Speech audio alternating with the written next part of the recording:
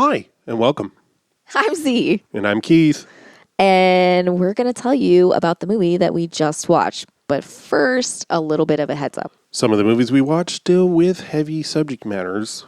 In order to talk about these emotionally delicate things and the heavy subject matters that we sometimes cover, we add humor and crude language to add some levity and to process our own trauma. If that doesn't feel fun or safe for you, we completely understand. Please take care of yourself first and foremost. And we spoil the end of pretty much every movie that we watch. Now you know. On with the show.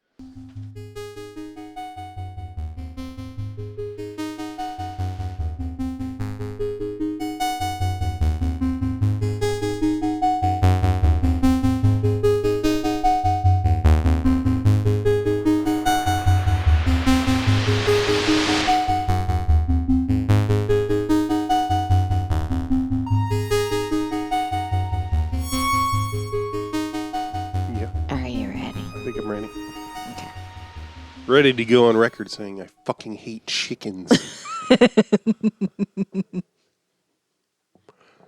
And honestly, it's not their fault. No, I know.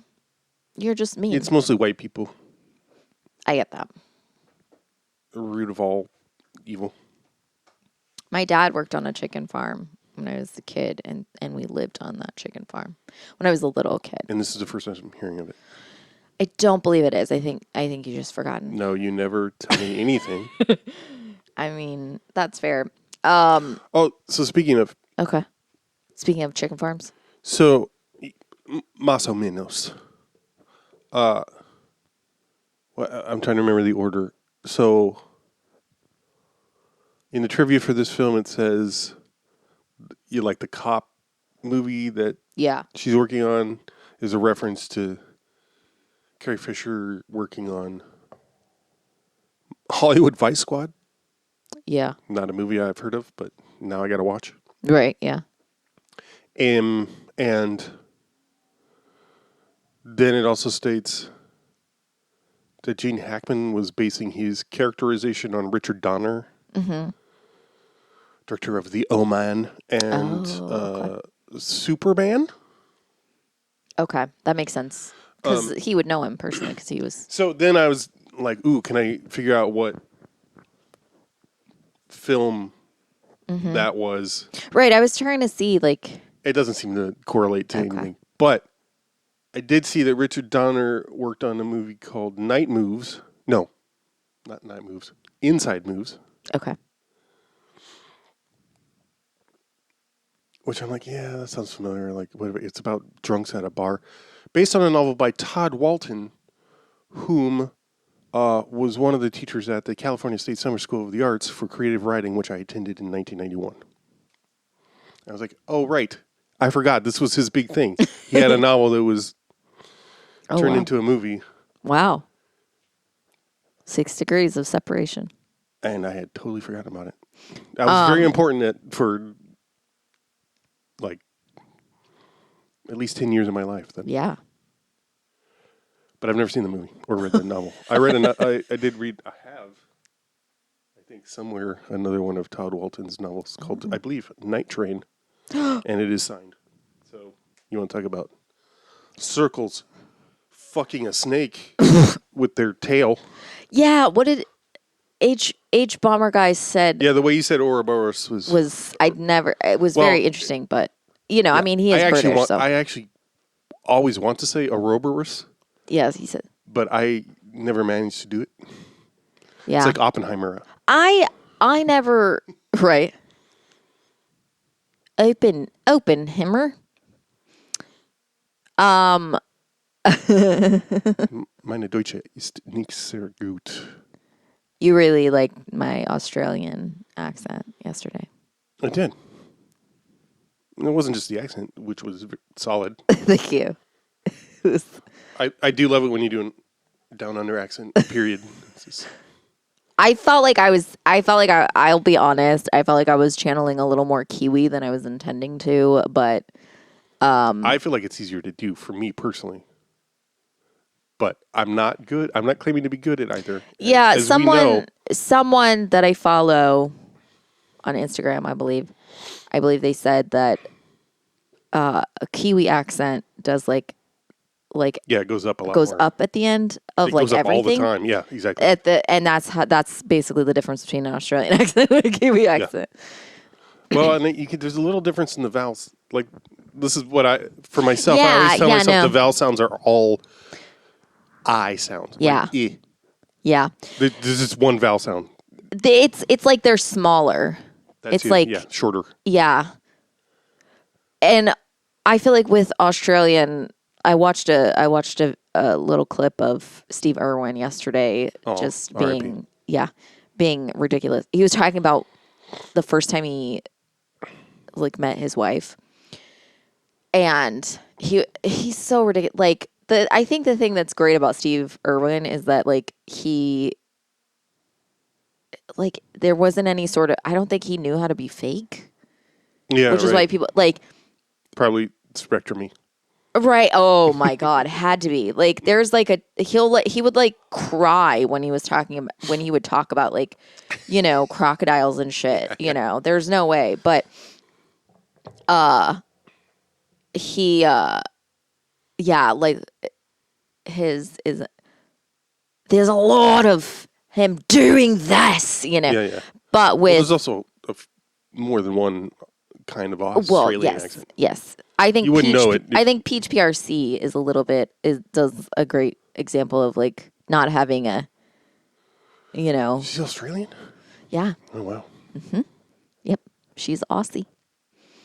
And yet I love her. Like, that I love her because she's an Aussie. I don't dislike Australian people. It's just I feel like it is a disability. There's just, I feel like like people will be like, oh, I feel like Australia is like just rednecks with a little bit of a different inflection in their voice. And this is about accent or cultural? Both. Both. Accent or cultural? People will be like, rednecks suck, but Australians are great, but they live exactly. I'm like, y'all, stop. They're not. Yeah, as I've stated before, I don't know if I said it on mic, but I have a silly, not based in much, kinship feeling for the Aussies. Yeah, no, but see, that's fine. That's fine because you're acknowledging why. Yeah. But like people will be like, oh, they're so fancy, and I'm like, they're so fancy. No, and that's what I like about them. They're like, I mean, it's one of those things in its history of it's colonialism, yes, obviously, absolutely. But like, U.S., Canada, Australia, and New Zealand, all the down unders where white people colonized. Correct. I feel like we're all cousins or sibs. And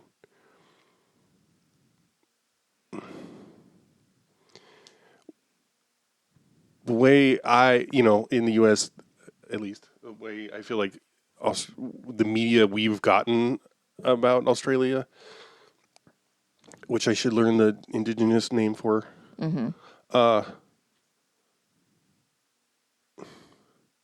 is what Americans think they are. Yes. Yeah. Totally. Or I feel like it's I don't know. It's looking through a mirror darkly. Anyway. I just before we move on to talk about the actual in Canada film, is just like everything wrong with middle class white Americans. Yeah. I once met when I lived in Vegas, I would do this. My best friend at the time, Marissa, we would go. We didn't drink. We didn't do any sort of. What do you do? Exactly. And so we would just go to the Strip, and we would usually get Starbucks. You should beep that out. And hey, BDS guys. And then we would just walk the Strip and then fuck with folks. Well, sometimes we would fuck with folks. Sometimes we would just make fun of everyone and be absolute terrors. Yeah. But I mean, like the time it was, I know people get horrified when I say this, but it's truly one of my favorite memories where I bought Marissa for her birthday. I bought her a bottle of fake blood. And so she just put it in her purse and we walked down the strip and she just put fake blood in her hand and high-fived people. And usually people would stop before they got to actually touching her hand because they'd be like, whoa, whoa, whoa, what's in your hand? You know, they'd see that. Because also she would normally just high five people and it would kill me. She'd be like, hey, how's it going? And just high five strangers. Killed me. Yeah. Absolutely slayed me. I don't know why. Yeah. Like she would just walk up to people and be like, what's up? How's it going? Like, how you been? Yeah. And I would just be like pissing myself laughing and people would be like, oh, I don't get the joke. And like the joke is she would just talk to a stranger and that was funny to me. And like she actually did make contact with one person and they were like, what the fuck? And we just took off. We were like, ooh. Anyway. So one of those nights, one of the times we met a foreigner, he was Australian and I was drinking bottled water and he was like, oh, that's a Disney. And I always think of that as how I'm like, what the fuck? I'm like, Dasani. He's like, that's how you say it. I'm like, yeah. Disney. Well, that sounds New Zealand. I know, but I can't do it exactly the same because it's been like 15 years. But yeah. Anyway, this movie, I thought this movie was pretty funny. I thought it's pretty solid. Yeah. Supposedly it is different than the book in that the structurally mother, at least, the mother's character is not really in the book as much. Yeah. They said like she has like 10 pages or less than 10 pages, something like that. So that's really interesting. Also, it's less directly autobiographical than I thought. Yeah. For whatever that's worth.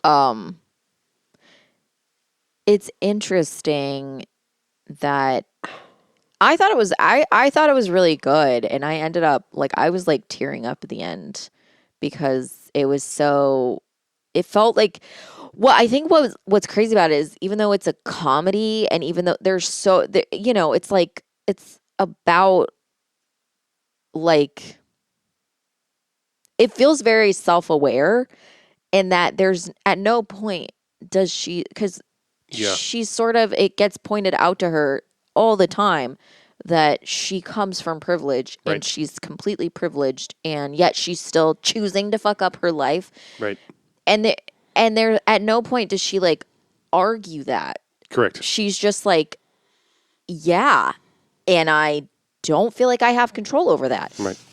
Trouble with you've had it too easy and you don't even know it. No. I do know it. You're not going to get a lot of sympathy from anybody, you know that?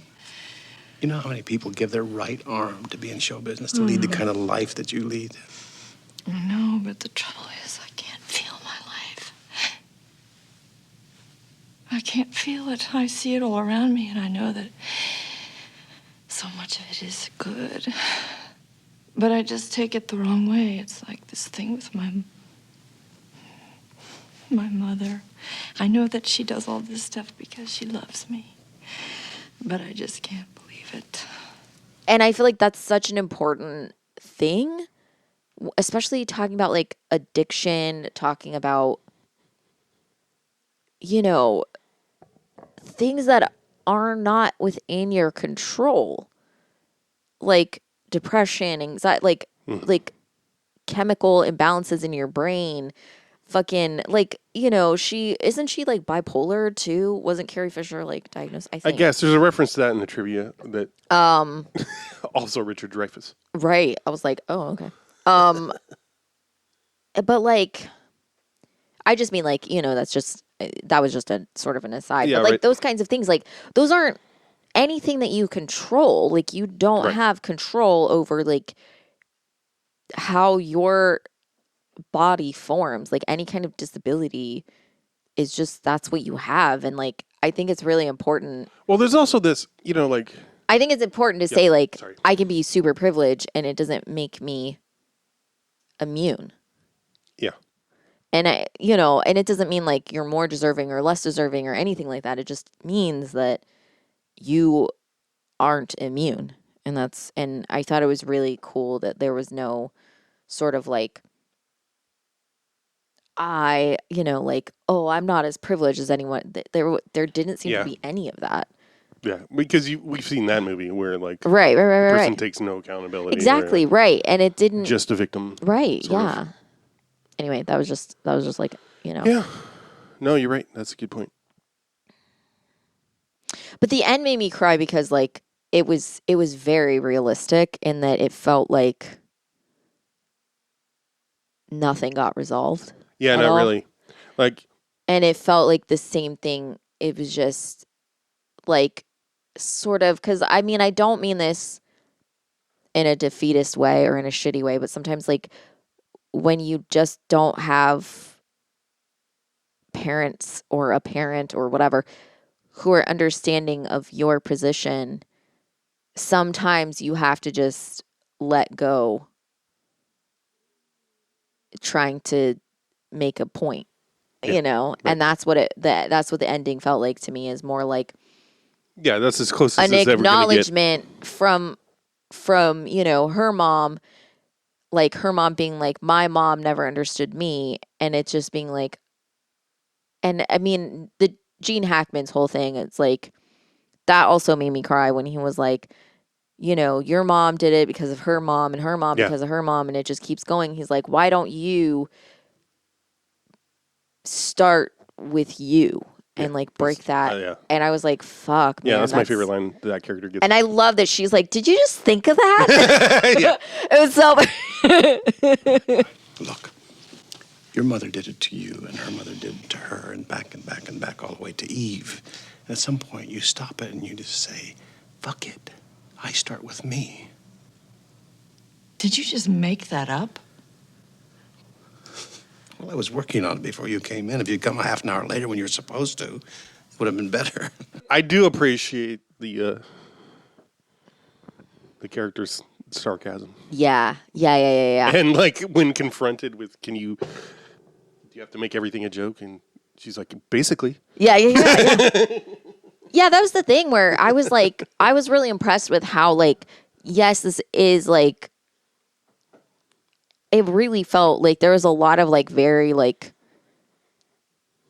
accurate, and I honestly didn't know Carrie Fisher wrote the screenplay. Like I didn't realize that until the end. And I was like so impressed with what was on there, because I was like, nothing seems really pointless.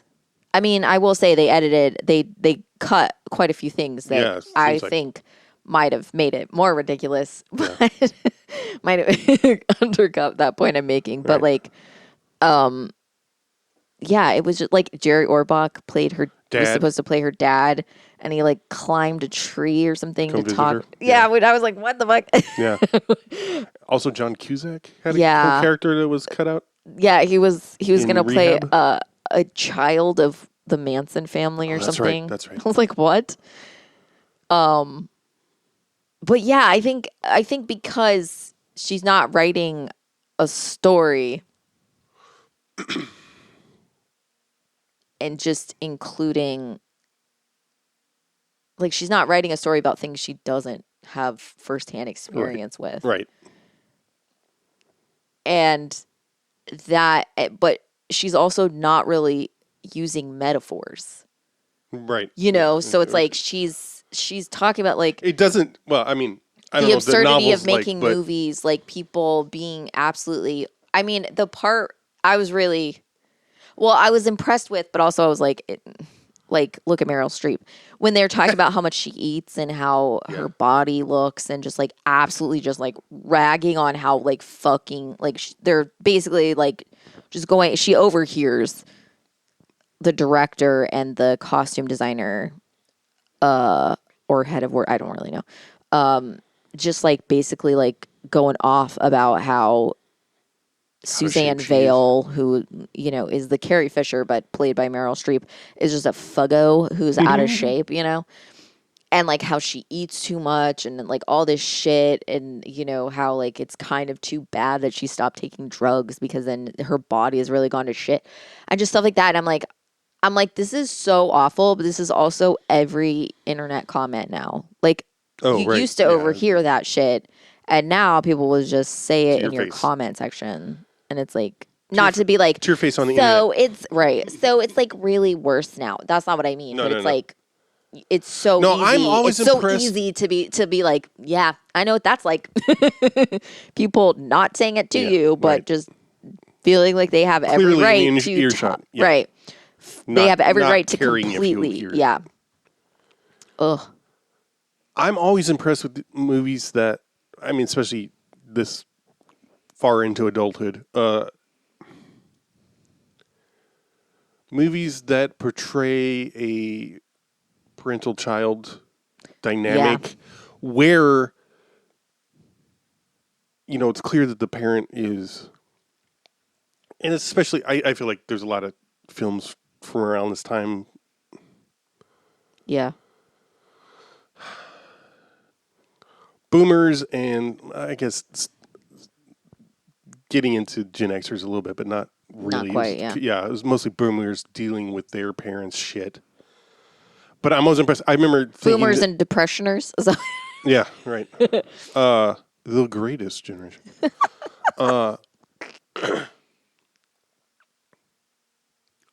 Torch Song Trilogy.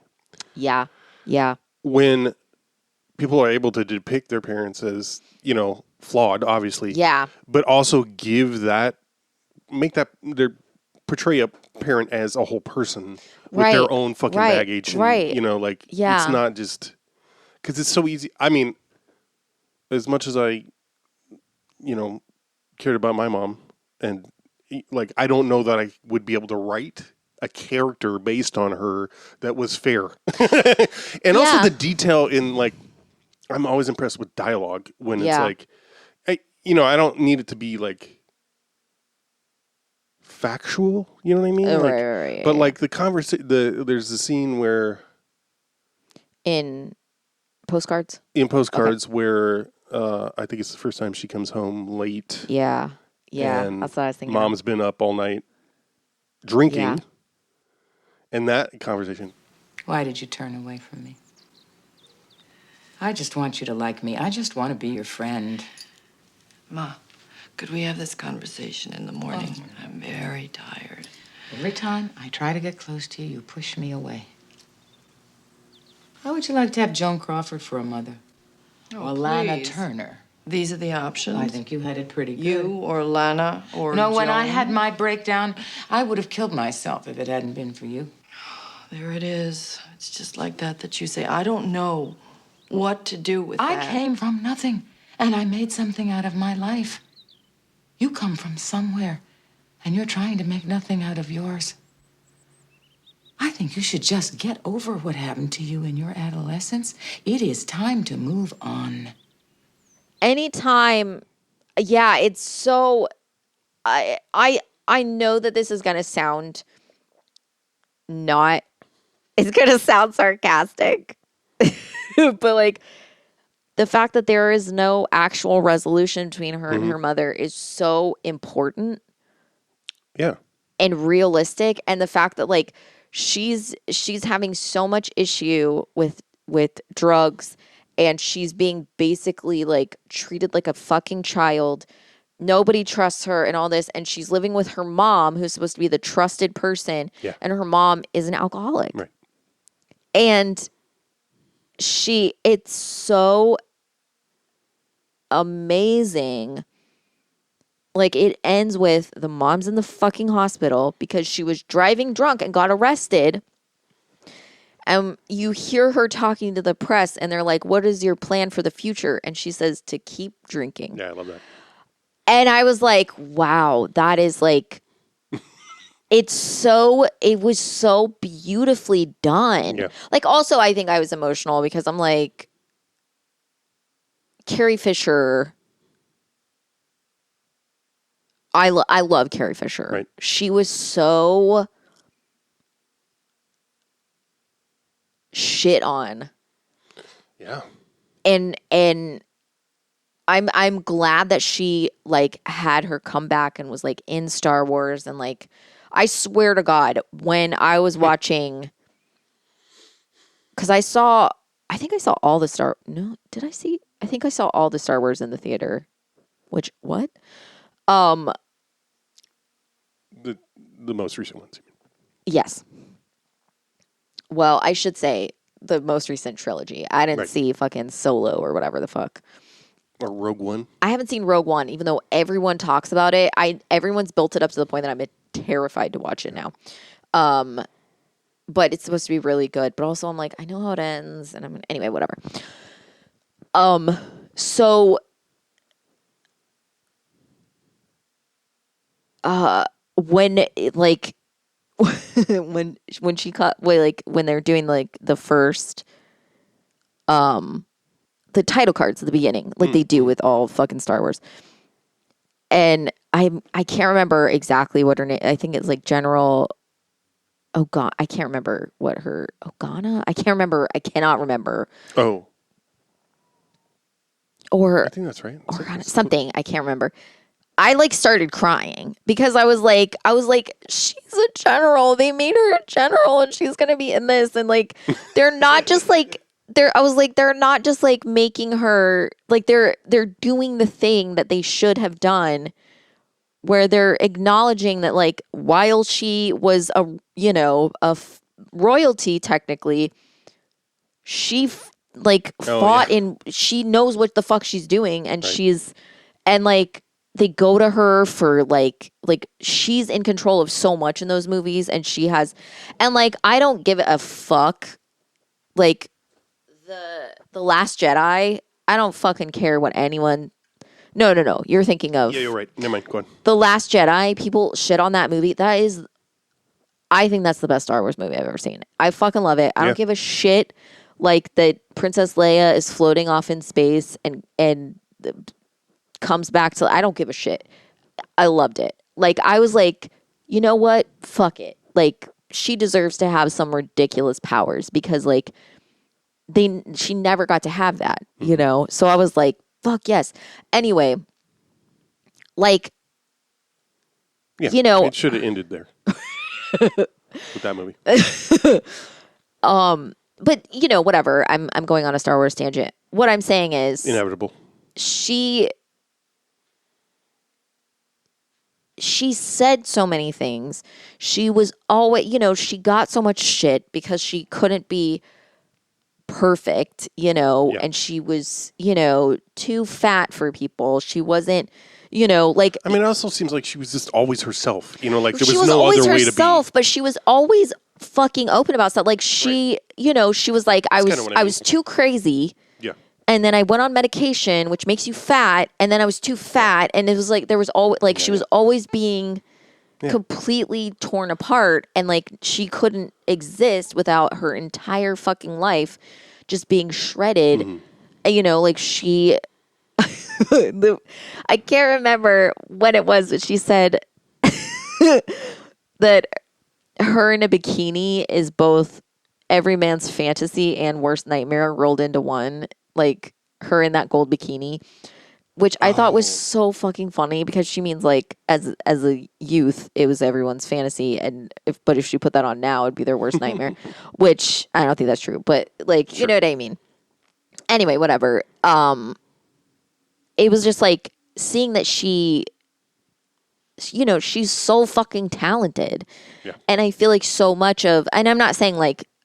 Obviously, this got made into a movie, so it wasn't, and she wrote the movie, she wrote the book, and there was a sequel to the book and all that stuff. So I'm not like, no one knew. That's not really what I mean. But it's like, she really wasn't as acclaimed as she should have been. Yeah. And it's maddening a little bit, And so watching this, I got like kind of emotional thinking about like, how like she's not around anymore, and that's so sad, and losing her, and like how she is a legend, and I feel like so much of her legacy, is like it always is like posthumous or whatever, Right. like and how like What I was don't that know. interview? Do you remember that interview she did? Interview she did. I don't know if it was in connection. I don't know if she was doing press for the Star Wars. I think it was before the Star Wars. She was back in the Star Wars. Mm-hmm. This is her with her dog on, and Oh, I don't remember. she was just spitting some truths. Yeah, yeah. Oh, forgot what I was gonna say. Um, Oh yeah, and she and her mom died in the same year. I forgot that. oh fuck. So Also, her baby daddy. I didn't know this. hmm Carrie Fisher's baby daddy, yeah. ex. Yeah. They split up when he came out as gay. Oh. Hot. So BB Lord or whatever their name is. Baby Lord. What is it? I don't, I don't Billy. It's just Billy. BB.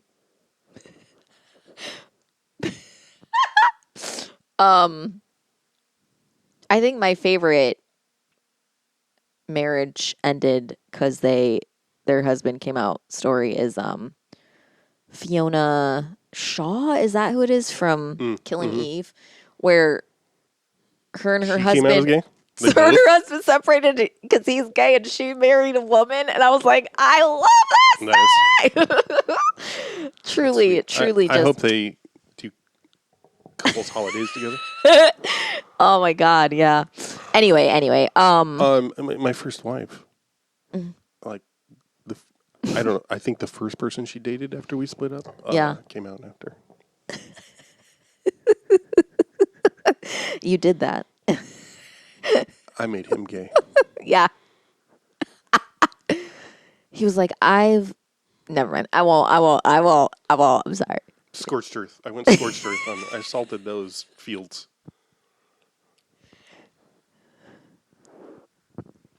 I'm trying to remember that Rocky Horror song. Like, I've touched the something and I want more. I don't know. Shit, I don't remember it. Anyway, Vagina. yeah, Y'all that's it. remember that? You'll remember that Hit. Rocky Horror. You got the time warp. You got don't dream it, be it, and you got I touched the vagina. Vagina. Yeah. I always like to say that I've slept with gay men. Yeah, like when you have the body of a twink, like gay dudes are fine with And the having pipes of an old Debbie Reynolds. yeah, they're fine with having sex with you just because you happen to have a vagina. They're not that bothered by it. Don't let them fool you. Oh, I see. But yeah, I've never like how they always do the whole like I never fell in love with. It was just like, oh yeah, this means nothing. We're both gay. We are not gonna. So Must be nice. it's fun. Anyway, this movie, like the plot is basically just that I was really impressed by this because it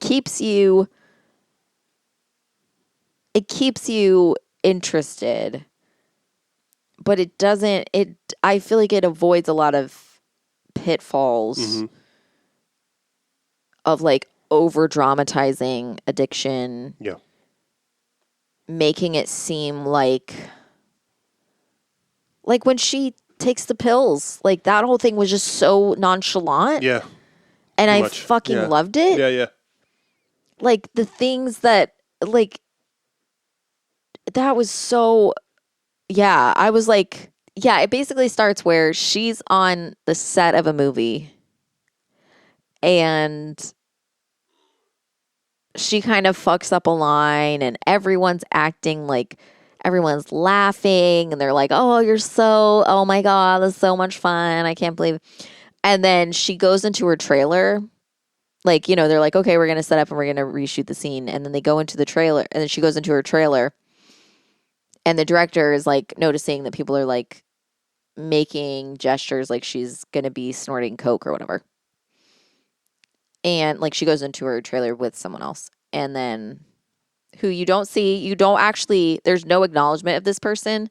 She just goes into her trailer and this person follows her and closes the door. And like, I was really kind of impressed with that because because it's happening and you don't really, it's just so nonchalant again that it doesn't, you just assume she's just, she must work with her or whatever, Dress kind of similar, so I'm like, is this a double? Right. Yeah. That's what I thought. I was like, maybe this is. And it's done in that sequence is done in like, it's like you're figuring it out at the same time the director is. Yeah. And, they do her, I don't know, people on the cast or crew or whatever, like making like snorting coke gestures and like laughing to each other. And then she comes out and the director, who's played by Gene Hackman, he's like, hey, because he just is like, you're doing great. Like before she goes into the trailer, he's like, you're doing great. Everything you're doing is wonderful. I'm so happy to work with you. All this shit. And she comes out and he's like, you fuck up my movie and I'm going to kill you. And she's like, what? And he's like, don't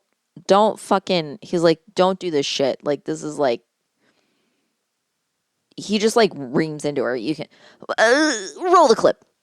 Oh, fuck. And roll that beautiful bean clip. Roll that beautiful bean footage. I don't care what you do to your body on your time, but this is my time, my movie. And I don't intend to have some spoiled, selfish, coked up little actress ruin my movie. I expect you to pull yourself together and work with us these last couple of days, or I'll kill you. I'll kill you before you kill yourself, and I'll do a better job because you're so out of it. You probably even botched that up. And then he goes up to the girl that brought her drugs, and he's like, hey, what's your name? And she's like, Nicole, or whatever her fucking name is.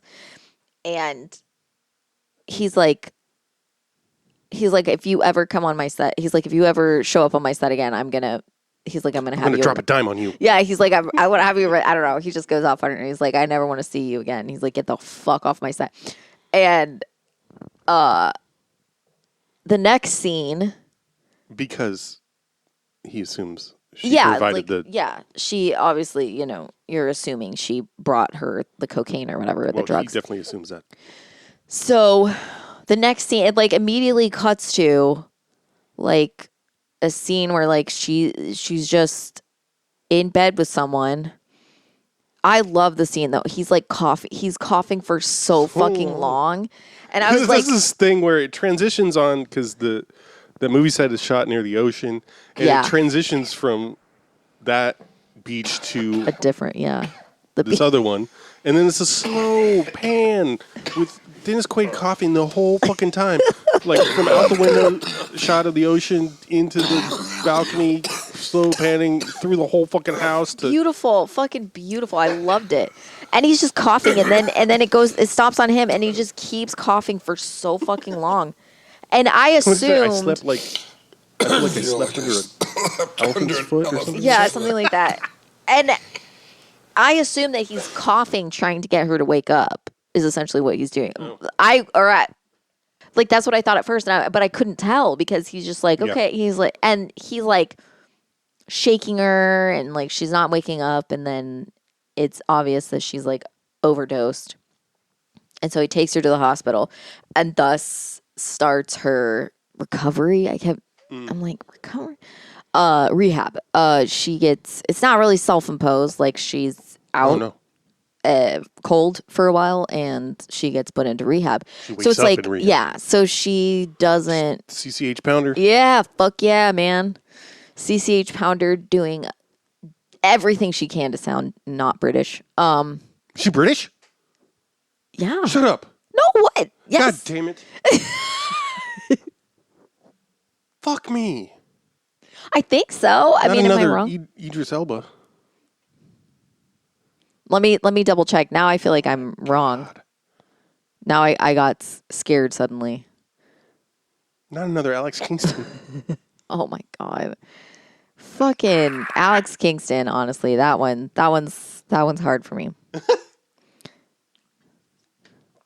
Keith was convinced that Alex Kingston was Is black. well, yeah, Jamaican. You thought she was like Jamaican or whatever. Because her last name's Kingston. The capital of Jamaica. I actually don't know if she's. Well, it says she's an American actress, but that doesn't- Guyanese American. yeah. She was born in British. Guyana. Yeah. She was raised on a sugar plantation. Wow. That her father managed. Anyway. She's probably one of those Misha Bartons that just has one of those. The little girl from Lawn Dogs. Where their accent is always sounds like they're not trying to sound British because Hugo they- Weaving. What? Hugo Weaving. That's how he sounds to me. Oh, okay.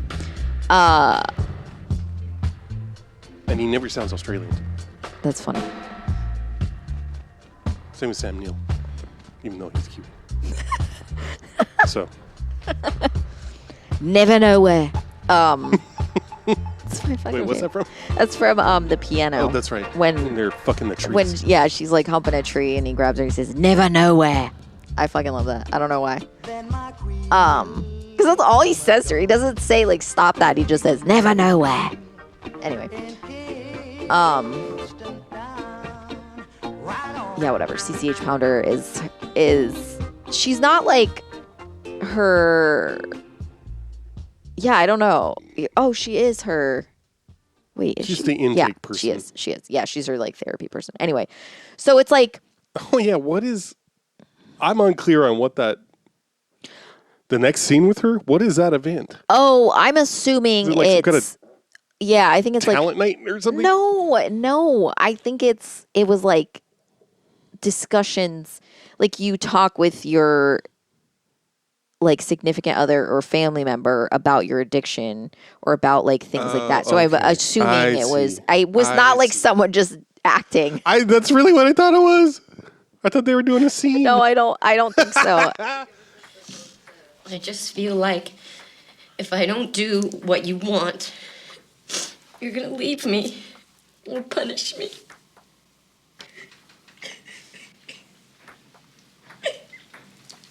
All right. Let's stop there for the day. Good work, Carol. Good work. Okay, everybody, before we go, I'd like to introduce a newcomer, Suzanne, who's just out of detox.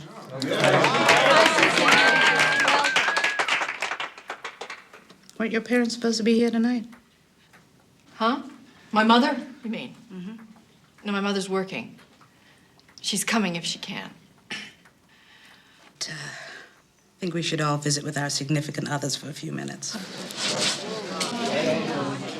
I mean, maybe I'm What wrong. you're saying makes total sense. No, I know. Because what I thought didn't quite make sense.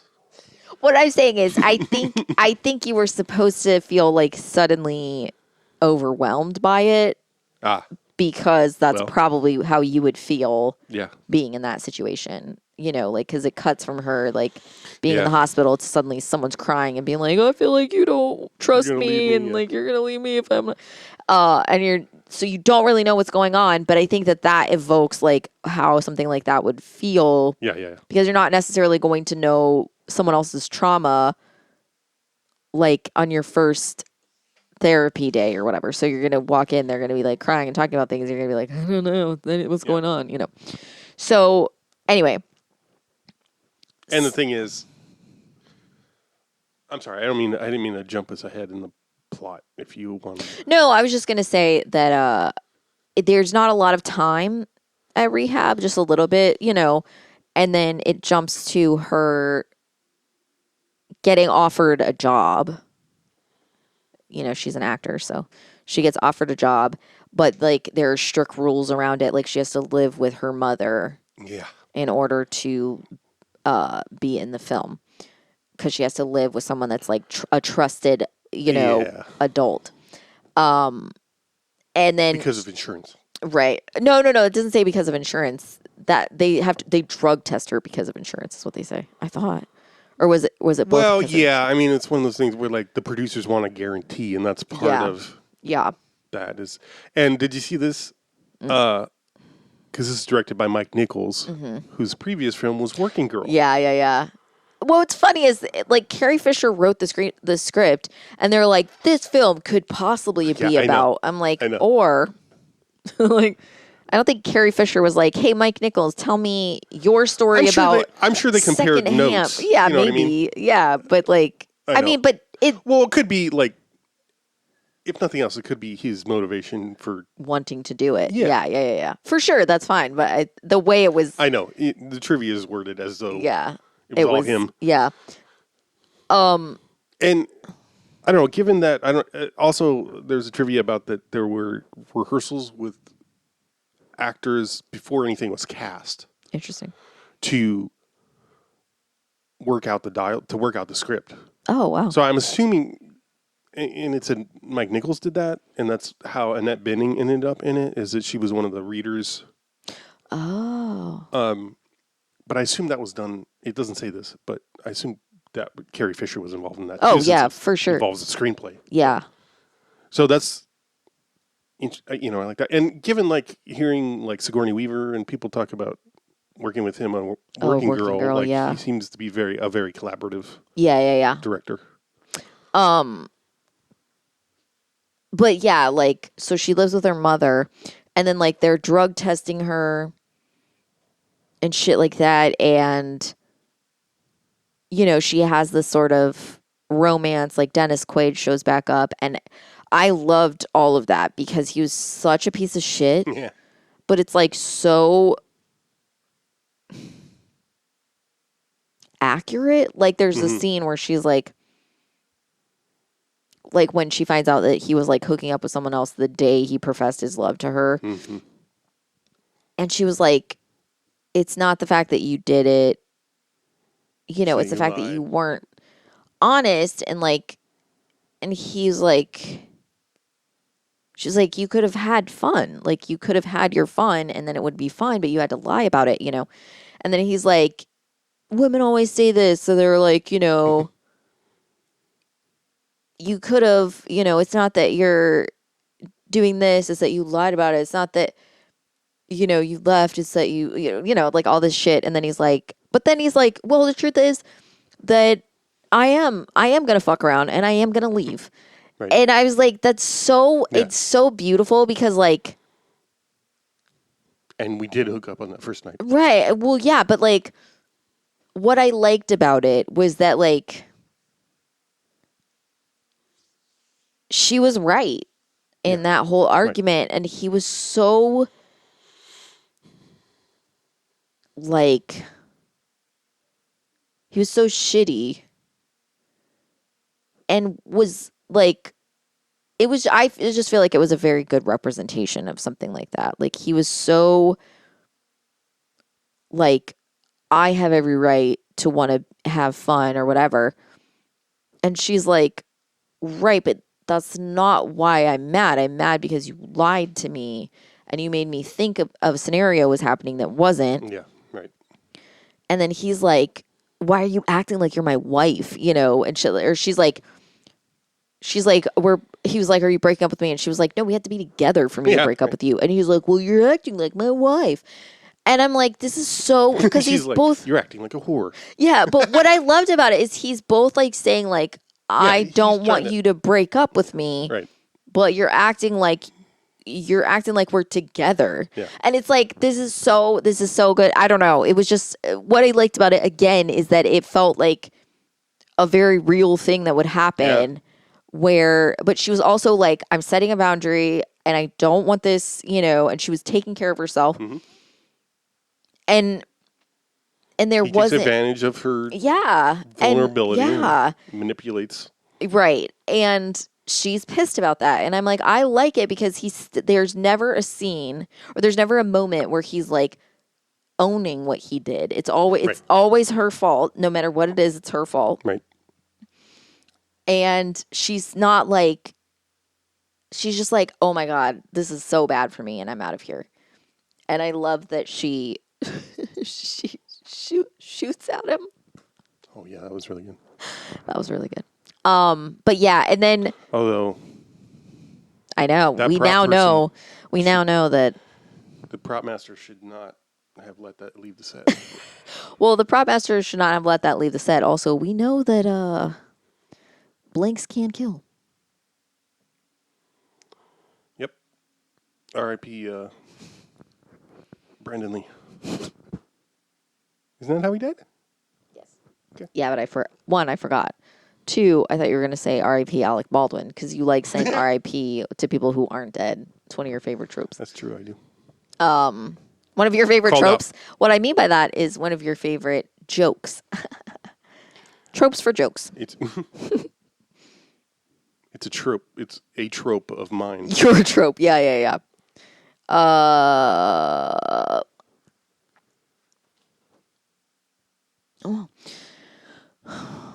What do you recommend?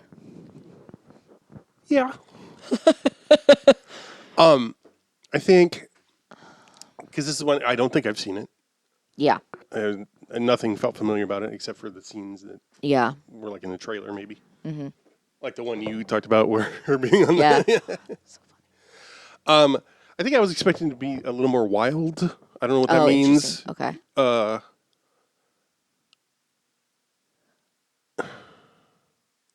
And I was thinking while watching it and since I think for contemporary audience, we've had a lot more, it's also a lot more instantaneous that you get things come out about actors and their personal lives. Yeah. And when shit goes bad, it's all a lot more accessible now. Yeah. Which can't be fun if you're in the Yeah. business. But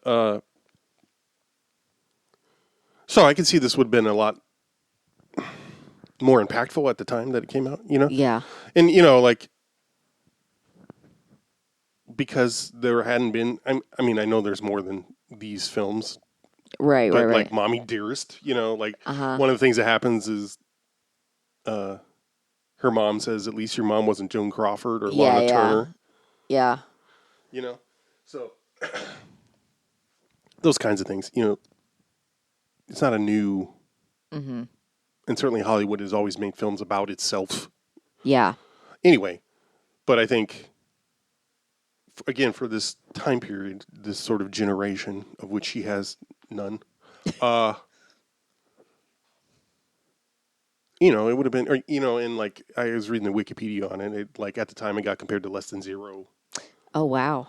Which is, I don't know. I've never seen it, but just because it involves drugs in Southern California. And nonsensical. There's nothing. Yeah. Yeah. And I'm like, okay, let's not compare. Andrew Carrie Fischer McCarthy isn't in this movie, so they're nothing alike. Sadly. Yeah. Also, I was thinking about the walk-ons or what are the cameos. I know. Ridiculous. It wasn't too much. Yeah, but it was. It's almost distracting. Yeah. But I thought the casting was done pretty well. Yeah. Richard Dreyfuss is the only one, and that's just because I don't like him. Yeah, nobody likes Richard Dreyfuss. He always feels like a sore thumb. He always feels like a bitch. Yeah. A bipolar. Yeah, Him being a sleazy, kind of creepy doctor. I don't fits. understand how he was supposed to be the guy that she ends up that's supposed to be the guy that she the bookend or whatever. Yeah. Well, apparently in the book she's like that happens, but then she's like, I probably shouldn't have given him my number to the guy who's pumped my stomach. Yeah.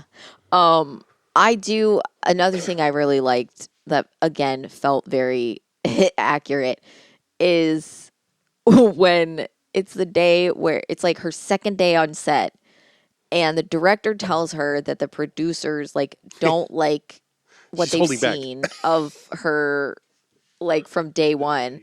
And she was like, we didn't rehearse. And it Yeah. was my first day. She's like, why would anyone think that I'm going to have anything good come out of it? Yeah. And then he's like, you just need to, you need to loosen up and relax more. And then and then all three or like two of the producers come and tell her like how she needs to like loosen up. And it's the same time she overhears the director like calling her like fat Right. and like the fucking costume designer says this shit about her tits or whatever. And it's she's like, so, hundreds of people have come up to me. that was so fucking funny. But she starts getting like very upset and Yeah. like literally you can see her spitting in the movie. Like you see spit coming out of I her didn't catch mouth. that. Look, I saw the rushes, and frankly, you're holding back. Yes, honey, what seems to be the problem? Yeah, come The problem, Simon, is that hundreds of people have had conversations with me about my low enjoyment levels and it bothered me. So I would prefer to receive direction solely from you. Really, hundreds of people? That shouldn't be. I'll have a word with them. I mean, we're talking about one day of work here, a day in which I was tied to a cactus and assaulted by snakes, as if I were a child. Maybe I should give them my mother's phone number and she could come in and stand by and make sure I'm relaxed. This is it. That's it. That's her. That's the character. That's the quality I've been looking for. Now, what you're doing. Do you see? But Simon, this is not relaxed. This is incredibly upset. If this is the quality... Okay, people, this will be picture. This is exactly what criticism feels like when Yeah, people are like, right. no, I'm trying to help you. And they're just like, they say it at the worst time. They just completely diminish and then they act like they've said something very helpful and that's not going to affect you whatsoever and that you need to just carry on as normal. And it's like, wait, what the fuck? Like, I can't, no, like, this isn't, what? It was so, I just thought that scene, I loved that scene because it was like, I mean, I hated it too because it felt Oh, yeah. so, I was like, oh, pretty this is visceral. So, yeah. I was like, this is so accurate. And it was like, I could like feel it in my chest, but yeah. I mean, I definitely recommend. I think all the performances are really good. I loved the scene with Annette Bening. I don't know what it was. I was like, oh my God, this is... I liked it because it was so like, it was one of those things about honesty. Like she didn't believe a rumor. She went directly to the person and she was like, okay, tell me if this happened. And then that person is talking to her about it. And then they're having a discussion about it. Yeah. And they're not friends. They're not gonna be friends. No. They don't like each other. No. But they're having a discussion about this thing. And even though it doesn't technically pass the Bechdel test, Yeah. it's still like such a great scene of like two women like having an open discussion about someone they both slept with and being really open to each other about what they've like, because she's like, did he give you this line? Did he give you this line? Or she's like, no. And then she's like, he uses this one too. And she's like, oh yeah, he used that one on me. She's like, see, it's fine. Like, she's like, he's using new material on you. She's like, don't even worry about it. It's totally fine. And I was like, oh, that's great because she's not lying about it. She's not like, oh yeah, nothing like there's no lying. There's no bullshitting. She's just like, oh, yeah, I really liked that scene. I thought that was really good. And of course, Annette Bening, like, she's got so much chops that I never realized. Yeah, man. When I was like, oh my Same. God, she's so versatile, and you would not think that she can be, but she's absolutely is. Anyway, yeah, I liked all of the performances very well. She was sisters-in-law with Shirley MacLaine. Later, she wasn't yet, I don't think. Yeah, no. But whatever. Yeah. Yeah, I Sorry, definitely Ned. Yeah, that's what I said in the... Oh, No you offense, said no offense, Ned. Ned Beatty. Yeah, they're not related, are they? Are they related? Oh, I don't remember. Oh, shit. This isn't another... Richard E. Right. But that's like... Fuck. Which one's Ned Beatty again? He played Roseanne's dad on the series. Oh. Not to be confused with Emmett Walsh, which I always do. Yeah. Amit. Amit. God, I wish I had an M&M. She was eating M&Ms in the movie at some point, or she had like a bag of M&Ms in the movie at some point. I wish I had, yeah. Those chocolate wafers that you got were so good. God damn it. They I were know. so good. Man, wafer cookies are just sublime. Even the cheapest, I feel like we've shittiest been on kind. the, Yeah. especially since tacos blancos became in the rotation. Yeah. We've been doing a lot of revisiting Yeah. childhood Yeah. garbage food. Yeah. And Yeah. boys that were, and Cap'n Crunch. Remember we got that? Yeah. Still got some Cap'n Crunch left. Oh, really? Yeah, I keep forgetting it's there. They don't seem to be related, I don't think. Okay. Although he has 8 children. To explain tacos blancos, what we do is we, at my insistence, we have like, it's basically white people tacos, which is why it's called tacos blancos.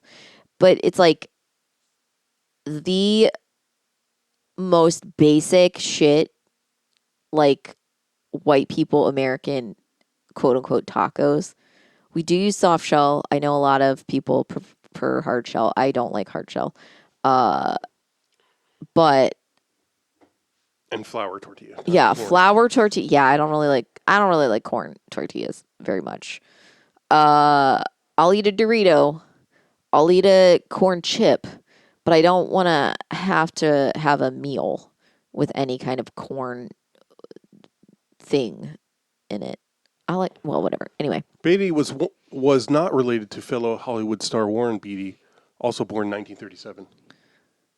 When asked if they were related, Beatty had been known to joke that Warren was his illegitimate uncle. That's funny. It's a joke I So would make. yeah, right. Yeah, so we just like use like paste bacani salsa and like iceberg lettuce and black olives and Taco just seasoning. Taco seasoning, that's very important on just vegan crumble or whatever, and then we just Canned refried beans. We and just eat a fucking So what distinguishes this from how I personally would make tacos for us or any kind of yes. Is Mexican adjacent food. Is because Keith is a good cook. Well, that's nice of you to say. But I would not use a seasoning packet. No. I would not use iceberg lettuce. No. Sometimes I use canned beans because... Yeah, because they're delicious. Yeah. Those are the big ones. Yeah. Black olives, but that's kind of just in the rotation now. Yeah, us. we like olives in this house. In this house, we like olives. In this house? Well, also you use vegetable. Like you make you fry up onion, mushroom, and peppers or whatever we have. For a while, zucchini, we would make fajitas. Yeah. And, you'll use whatever, but if I was attempting to make something more, quote, authentic, yeah, I would probably insist on, I personally would want to use corn I know you tortillas would. I know how you are. to make a street taco or style or whatever. I've had... And do my own seasoning. Yeah. Oh, yeah. And the thing is, when Keith does stuff like that, it always tastes really good. Like, there's no issue with it. But there's something about having, like, a cheap-ass tasting taco. It's so rewarding. It it's really, just like... I hate that it's the case, but... I know. And, man, it's taken until this year, really, for me to really accept that I've done so much to try to recreate certain things, and really iceberg lettuce was the thing that was missing. Yeah. Yep. And it's upsetting, yeah.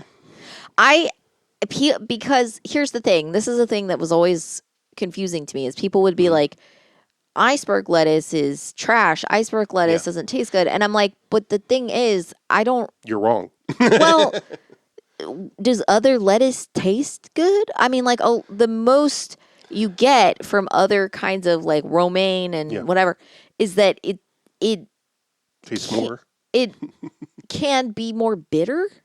Yeah. Well, yeah. And that's basically, I think it's, again, like everything else. First of all, oh man, this is a rabbit hole. I'm just gonna say, iceberg lettuce is great for padding a salad. Yeah. Like, Right. you don't. It's the baby's breath. Exactly. Right. You can add a bunch in there, and it's not going to take anything out of the flavor, but it's going to add more lettuce. It's gonna. You're just going to have like you don't more. want to. I don't want a salad where that's all it is, or the dominant absolutely green. not. No, but you could add it, and you know what? It's great on taco. I don't need fancy lettuce for tacos. I'm fine with like, I don't know how much it would cost now. It used to be like 99 cents for a head of lettuce. Now it's probably like $14.87. That's about right. And you know, you buy one real cheap, and then you slice it up for a week and a half, and then you got taco lettuce. Nostalgia. Yeah, you got nostalgia for taco lettuce. Anyway, this is a pretty good movie. Speaking of taco lettuce. It's got an interesting structure. Yeah. Which apparently the book does too, but different. But I feel like it doesn't really have sort of a 3-act thing. No, yeah, it doesn't much. really. I mean, you get sort of a resolution. I didn't need the song at the end. I mean, Yeah, no one did. whatever. But, you know, like that's her, that's the character. That's her doing her thing. Yeah. Apparently Meryl Streep was the singer. Yeah, singing it, but I don't know if it was Academy Awards or what, but apparently Reba sang it. Yeah, because Meryl Streep was pregos with her 4th child. Yeah, I can't comment on that. Why not? Because you might be the father. Well, yeah, I signed an NDR. So NDR, right? Wait, no. Wait, what's the non-disclosure? Do not resuscitate. NDA, non-disclosure agreement. DNR, yeah. I was getting DNR and NDA confused. You got it. You knew what I meant. Don't resuscitate. That's what I got. You thinking about not resuscitating? Don't do it. Oh, fuck. I'm almost sad that like Carrie Fisher wasn't in it, you know? I know. I honestly expected her to be in it. Apparently her photo is in the... Yeah. When they're in the agent's office. Good one. Yeah. Yeah, I guess. I guess Debbie Reynolds really wanted to play the part, which I like. I was like, that's really cool that her mom wasn't was like... that narcissistic? But no, like she didn't feel attacked by it because it wasn't actually a portrayal of her. Yeah. And she thought it would be fun to play it. And I think that's cool. I don't know. I was just like, oh, that's nice. She wasn't like pissed at her daughter or hated her daughter.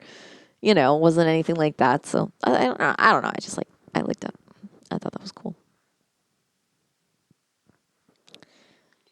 Oh. I could hear you smile. Mouth noises.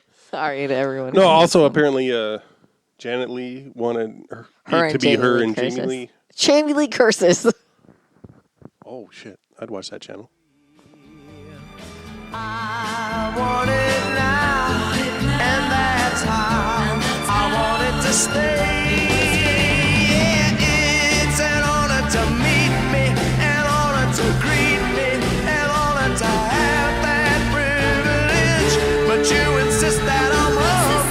As soon as I crumble, you'll take away my privilege.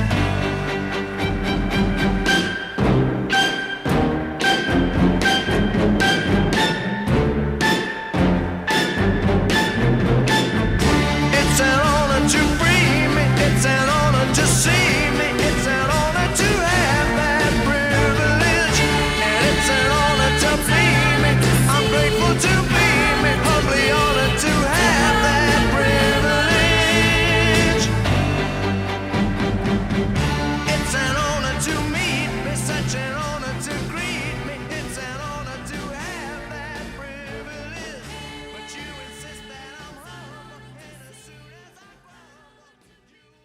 What was that interview? Do you remember that interview she did? Interviewer? Oh, that's a Disney.